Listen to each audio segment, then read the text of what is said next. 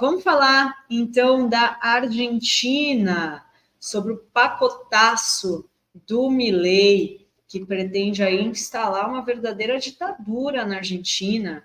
É um projeto, lei de bases e pontos de partida para a liberdade dos argentinos, apelidado de Lei Ônibus, e que na realidade é um pacotaço de centenas de normativas que podem transformar a Argentina numa verdadeira ditadura. São 664 artigos que delega poderes legislativos ao executivo em várias áreas do país: economia, finanças, fiscalização, segurança, defesa, tarifas, energia, saúde, previdência, num período de 2 anos até dezembro de 2025, inclui uma ampla reforma eleitoral, mudanças fiscais, moratória e um programa de regularização de ativos, e prevê aí também a privatização de pelo menos aí 41 empresas públicas argentinas que estarão aí sujeitas à privatização.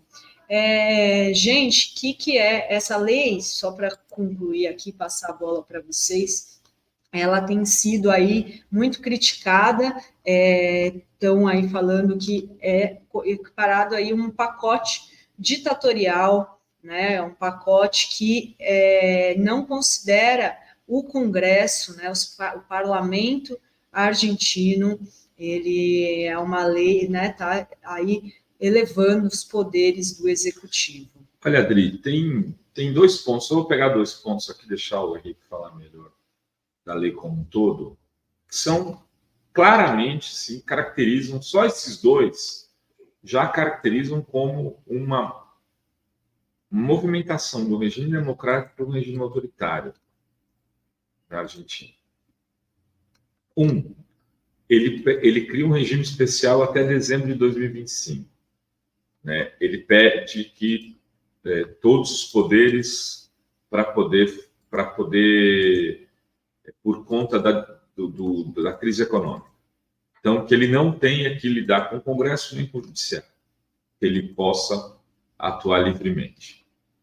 2, qualquer evento que conte com mais de 3 pessoas, 1, 2, 3, nem reunião de botequim pode mais na Argentina. Tem que pedir autorização para o governo para acontecer. Então, se você for jogar carta no meio da rua, já tem que pedir autorização, porque são 4. Tome 4 aqui, o que vocês estão planejando? Só faz isso um governo ditatorial.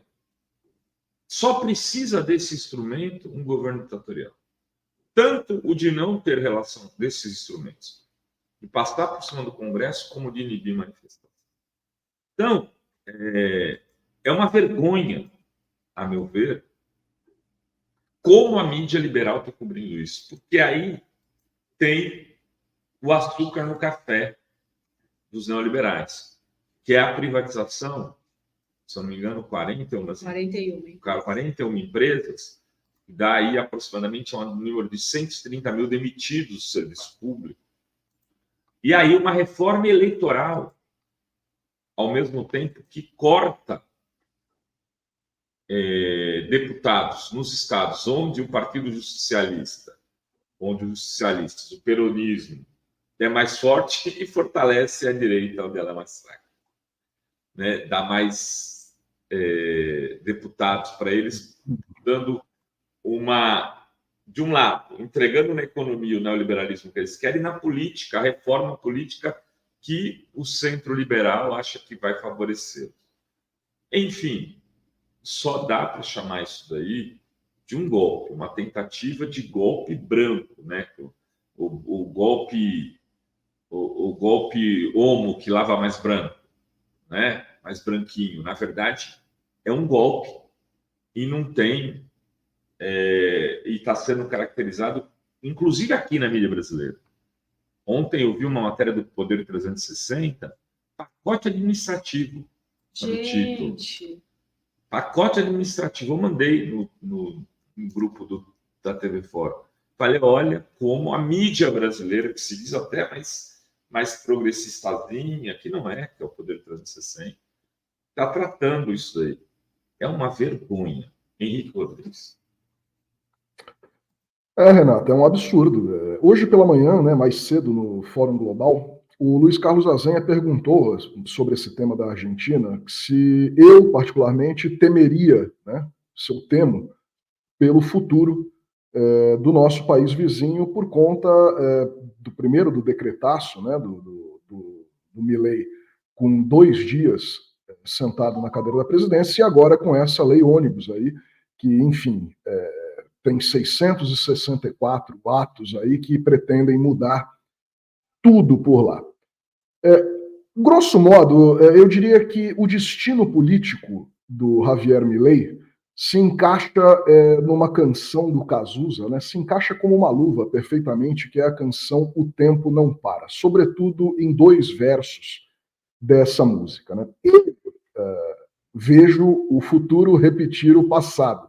Mas, em contrapartida, eu também vejo um museu de grandes novidades. Por que eu digo isso?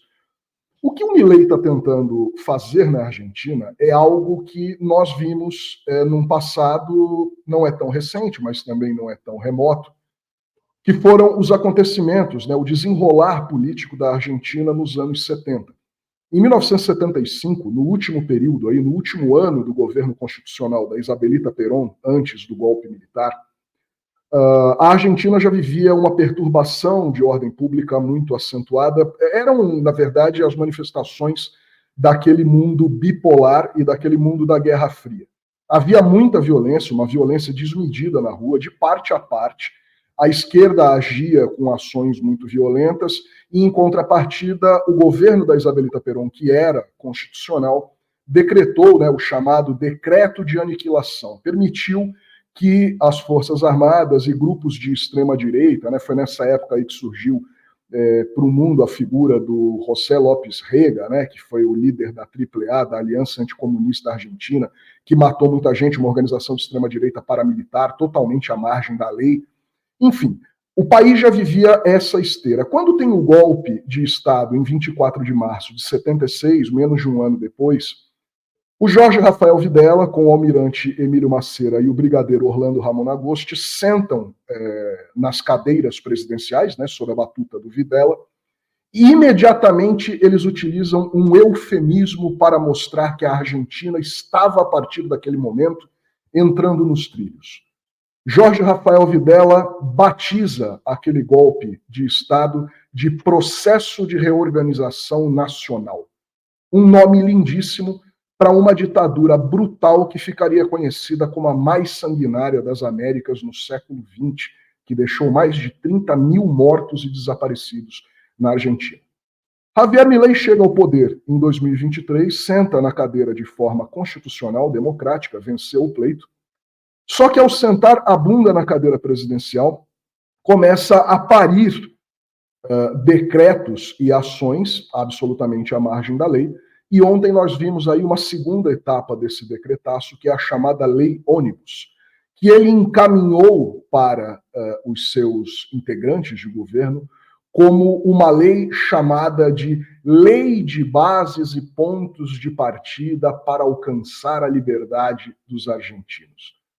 Outro eufemismo, no mesmo modelo do Jorge Rafael Videla, para uma lei que propõe, na verdade, acabar com o direito à reunião, trancar as funções constitucionais do Congresso Nacional, não permitir mais que o espaço natural de debate para a proposição legislativa funcione, ele quer simplesmente governar por decreto, e para isso ele vai fazer uso, segundo essa própria lei de bases e pontos de partida para a liberdade dos argentinos, ele quer fazer uso do aparato militar e policial de segurança do Estado para reprimir aqueles que se opuserem eventualmente a esse absurdo.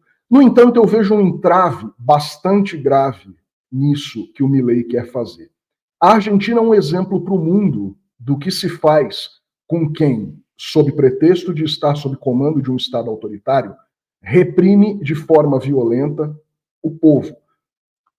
A Argentina é o país do mundo que mais, do Ocidente pelo menos, que mais condenou ex-repressores, ex-torturadores, assassinos e genocidas que operaram durante os 8 anos de vigência do processo de reorganização nacional, a ditadura do Jorge Rafael Videla.